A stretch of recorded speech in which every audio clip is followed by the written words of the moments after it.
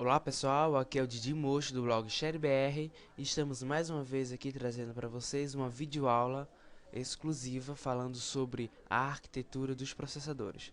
E dessa vez nós iremos tratar da arquitetura da AMD, certo? A AMD utiliza sua própria arquitetura e nessa arquitetura tem suas características que diferem e que diferem bastante mesmo da arquitetura da Intel. Nós estudamos na aula passada a arquitetura Intel, certo? Eu falei que iríamos estudar na próxima aula a arquitetura Nehalem, porém eu pensei melhor e achei que seria fundamental conhecer a arquitetura AMD para poder entender a Nehalem, né, e ver o que ela trouxe de melhor, de ganho, né, em relação aos processadores da AMD.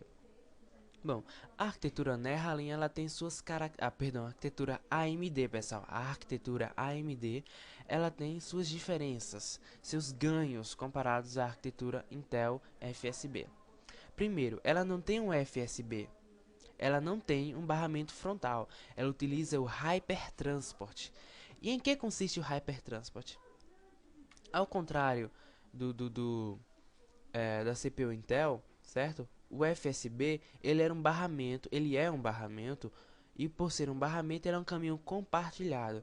Aqui, na CPU AMD, também é um barramento, não deixa de ser um caminho. Só que esse barramento é um barramento dedicado, é um caminho dedicado. E o que é um caminho dedicado? É um que segue apenas uma única posição. Então na Intel nós temos o FSB. O FSB ele podia levar informações e podia, depois que desocupasse seu caminho, poderia trazer informações. Então, ou um ia ou o outro voltava. Não podia ir e voltar ao mesmo tempo. Na arquitetura AMD isso é diferente. Nós temos o Hypertransport.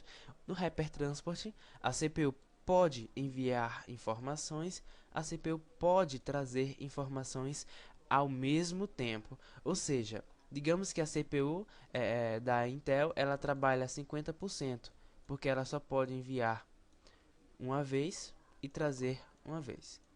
Enviar uma vez e trazer uma vez. Ela sempre vai seguir esse ritmo, ela não pode enviar e trazer ao mesmo tempo. Ou ela envia, ou ela traz, ou ela traz, ou ela envia. Já a arquitetura AMD não, ela pode enviar e trazer ao mesmo tempo, simultaneamente.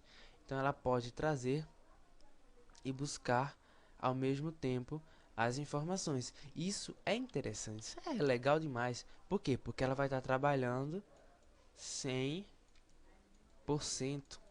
Ou seja, ela é capaz de trabalhar em 100%. Uma CPU AMD, ela trabalha no seu total, no seu máximo. Isso é legal, né? Então, por isso que as CPUs AMD, em sua grande maioria, elas têm um melhor desempenho comparadas ao da Intel. Porém, a AMD, infelizmente, eu não sei porquê, ela não é muito popular aqui no Brasil. Só se fala mais em processadores Intel. Mas a AMD, ela, além de ter processadores baratos, certo? Não os modernos, agora os modernos são muito caros comparados ao da Intel. Mas ela produz processadores que, em sua grande maioria, têm o melhor desempenho que os da Intel. Não agora os novos Nehalem, né, da Intel, que tem uma coisa bem de outro mundo. Mas voltando aqui ao assunto. O Hypertransport consiste nisso. É um caminho dedicado. Ele dedica-se, ó, esse barramento aqui do caminho Hypertransport, ele dedica-se a pedir, ó, a pedir, é ficar só solicitando, solicitando.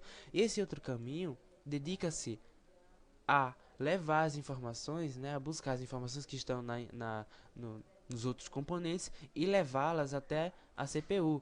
Então, a Intel, perdão, a AMD solicita por aqui a informação, o processador solicita, certo? Localiza a informação e envia essa informação por esse caminho aqui. Não, por esse caminho aqui. Então, a informação por aqui só vai e por aqui só vem. Outra característica que marca a arquitetura AMD, certo? É que a CPU tem seus próprios controladores de memória. Então ela tem circuitos aqui, ó. A CPU AMD, ela tem circuitos específicos responsáveis por falar com a memória RAM. Então ela fala através de um barramento específico. É o barramento que liga a memória RAM a CPU e que liga a CPU à memória RAM, porém não ao mesmo tempo, porque aqui trata-se de um barramento, e num barramento, certo, só se pode enviar e trazer separadamente. Não se pode enviar e trazer ao mesmo tempo, pode se enviar e depois trazer, pode se trazer e depois enviar, nunca fazer isso ao mesmo tempo. Por quê? Porque é um caminho compartilhado. Várias pessoas utilizam, nesse caso, só quem utiliza esse caminho é a memória RAM, é a CPU AMD. Então, ela eles podem utilizar esse caminho para se conversar entre si. Mas o que marca necessariamente esse caminho é que neste barramento aqui especificamente pratica-se apenas um clock. O que é isso? É a frequência que a CPU utiliza para se comunicar com os outros componentes. Só que aqui utiliza-se um clock apenas. Enquanto na Intel, né, nós utilizamos o USB, utiliza, por exemplo, um barramento de 800 MHz e o barramento da memória utiliza 400 MHz. Eita, desenho feio. Olha só. Bem, terminei aqui o desenho. Digamos que isso aí seja um MHz, né?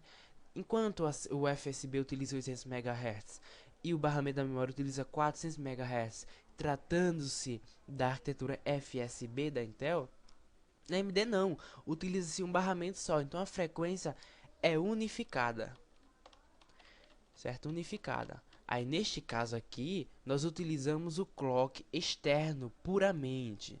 Nossa CPU, seja qualquer uma, utiliza dois clocks, o clock interno e o clock externo. O clock interno pratica-se dentro da CPU mesmo. O clock externo pratica-se fora, através dos barramentos. E nesse barramento especificamente, nós utilizamos o clock externo. Então, se o clock externo for de 1000 MHz, certo?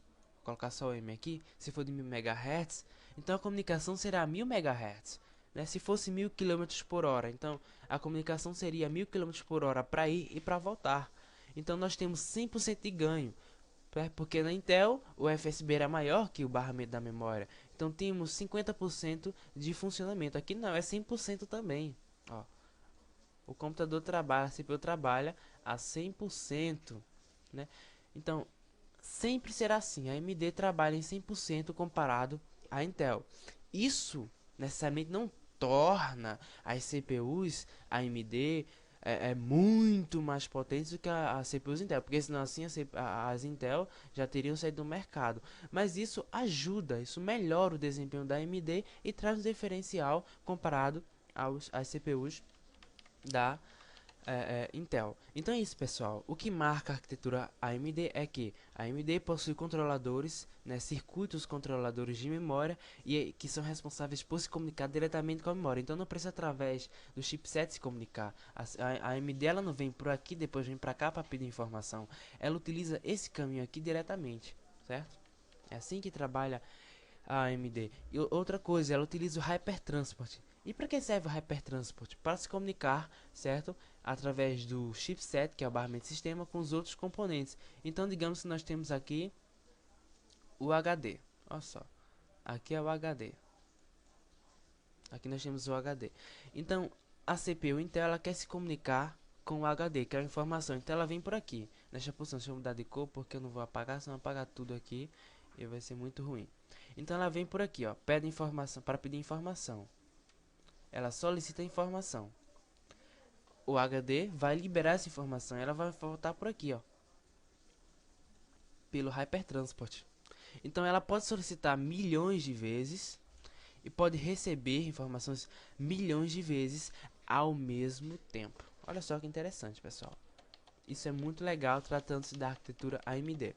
Na próxima aula, talvez na próxima aula, nós estudaremos a arquitetura Nehalem, que é da Intel, porque era essencial estudar logo a arquitetura AMD para a gente compreender uma e outra, certo, pessoal? Então nós ficamos por aqui, até a próxima.